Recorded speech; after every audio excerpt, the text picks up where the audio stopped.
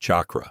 The energy system found in Naruto, built from a mix of physical and spiritual energy that every character carries within them. Users draw on this internal reserve to perform techniques ranging from simple clone tricks to massive elemental attacks, shaping it through hand signs that act almost like a code the body has to execute correctly.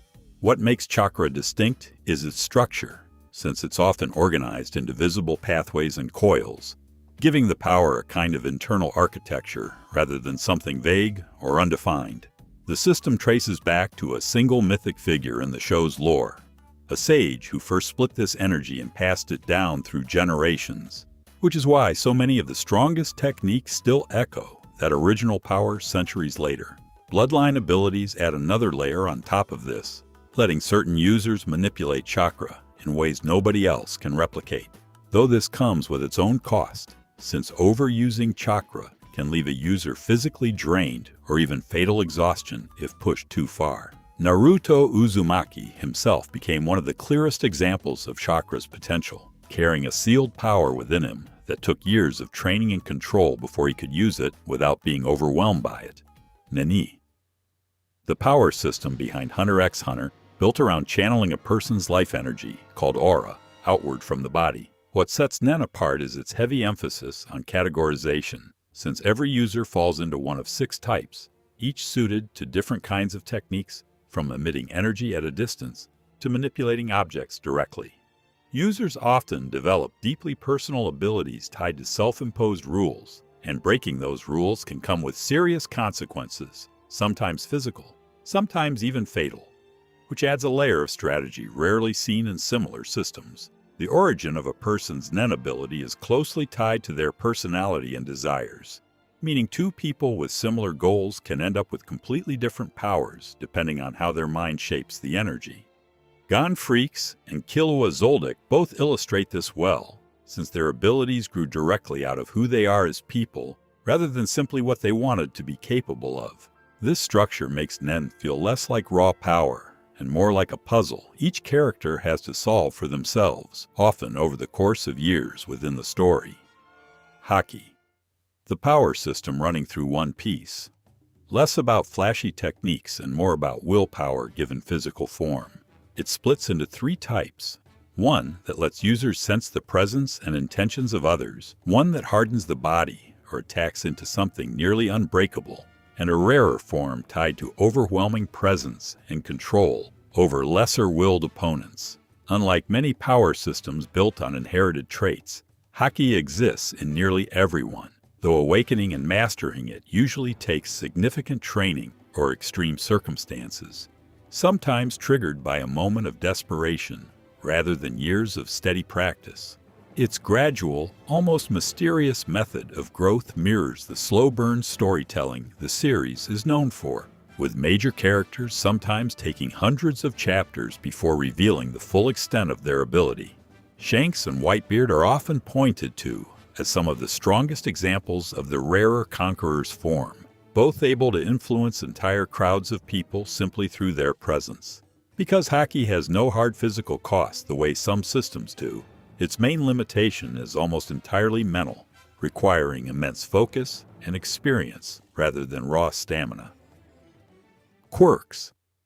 The abilities that define the world of My Hero Academia, treated less like a rare gift and more like a biological trait most of the population is simply born with. Each quirk tends to be wildly different from the next, ranging from minor physical enhancements to abilities that reshape the environment itself, which keeps the power system feeling unpredictable from character to character. What makes quirks stand out is how deeply they're woven into society, shaping careers, laws, and even how children are raised from a young age, with schools built specifically around training young people to use their abilities responsibly. Most quirks also come with a built-in physical limitation, since overusing one can cause exhaustion, injury, or in some cases lasting damage to the user's body. Izuku Midoriya's story leans directly into this idea, since he starts the series without a quirk at all, making his eventual power one of the most unusual origins in the entire system. The heroism built around these abilities isn't just about strength, but about learning to use an unpredictable gift responsibly, both physically and emotionally. Cursed energy. The force behind Jujutsu Kaisen, drawn from negative human emotion, things like fear, anger, and despair given tangible form. This origin sets it apart from more neutral power sources, since the energy itself carries a weight tied to human suffering, and stronger emotional trauma often produces stronger cursed energy in return. Users shape this energy into techniques unique to them, often manifesting as domains, weapons, or shifting curses that behave almost like living extensions of their own mind. Because the energy comes from something so deeply human, the power system ties closely into the emotional state of each user, often growing stronger or more unstable, depending on what they're feeling in the moment. Domain expansions represent the highest expression of this power, temporarily trapping an opponent inside a personalized space where the user's technique becomes almost impossible to avoid. Gojo Satoru is widely considered the clearest example of this system pushed to its limits, wielding cursed energy with a level of precision and control few other characters can match. Breathing styles. The technique system central to Demon Slayer, built on refining ordinary human breathing into something capable of matching inhuman opponents. Rather than drawing from a mystical internal energy, this system pushes the human body to its absolute physical limit, using controlled breathing to increase speed, strength, and stamina beyond normal boundaries. Each style mimics a natural force, water, flame, thunder, and branches into different forms, depending on the user's specialty and lineage, with many modern styles tracing back to a single original technique developed generations earlier. Because there's no supernatural energy source involved, mastery here comes down almost entirely to discipline and physical conditioning, often requiring years of repetitive training before a user can safely perform the more advanced forms. Tanjiro Kamado's growth throughout the series reflects this clearly, moving from a single inherited technique to blending multiple breathing styles as his body adapts to handle the strain. The trade-off is steep, though, since pushing these techniques too far can permanently damage the user's body, making restraint just as important as raw skill. Alchemy.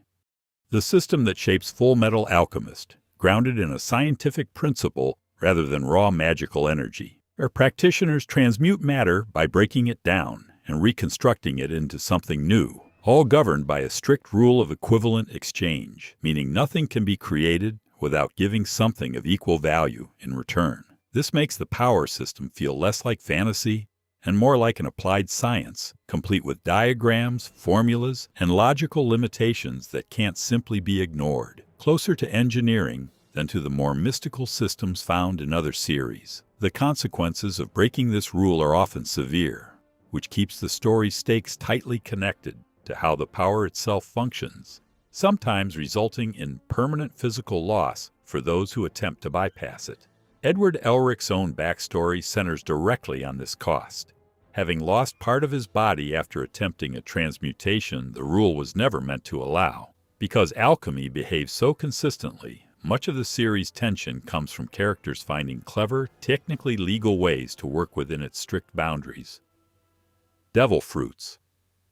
Another defining power source from One Piece, existing as rare fruits that grant a single, extraordinary ability to whoever eats them. Abilities range from full-body transformations to control over natural elements, though every devil fruit user pays a permanent price, losing the ability to swim for the rest of their life, a steep cost in a world built almost entirely around the sea.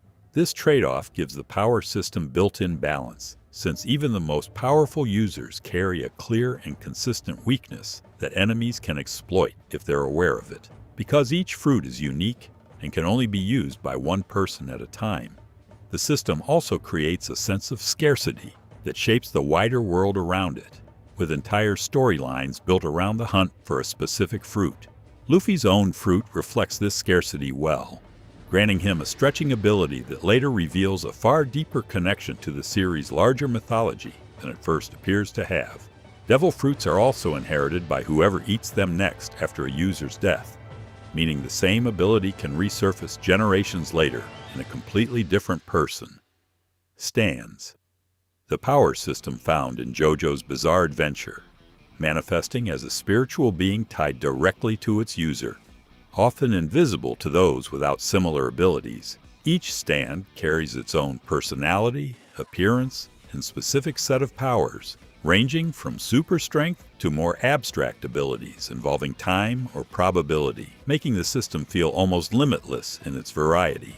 What makes this system unique is how personal it feels, since a stand often reflects the psychology or personality of the person it belongs to, sometimes even naming itself after music or cultural references tied to the user's identity. Battles built around stands tend to focus heavily on creative problem solving, since raw power alone rarely decides the outcome, and understanding the exact rules of an opponent's ability is often more important than strength.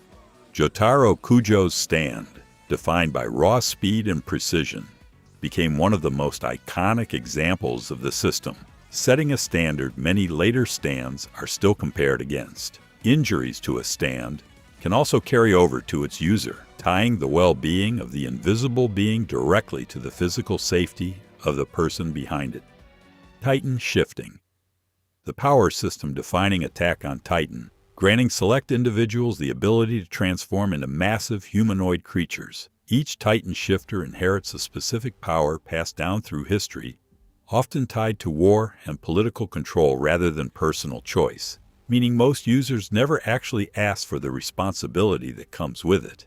Unlike many power systems built purely around individual strength, this one carries a heavy cost, since prolonged use is tied to a shortened lifespan for its user, turning every Titan shifter into someone living on borrowed time. The origins of these powers are steeped in the show's broader history, making them feel less like abilities and more like inherited burdens shaped by decisions made generations before the current user was even born.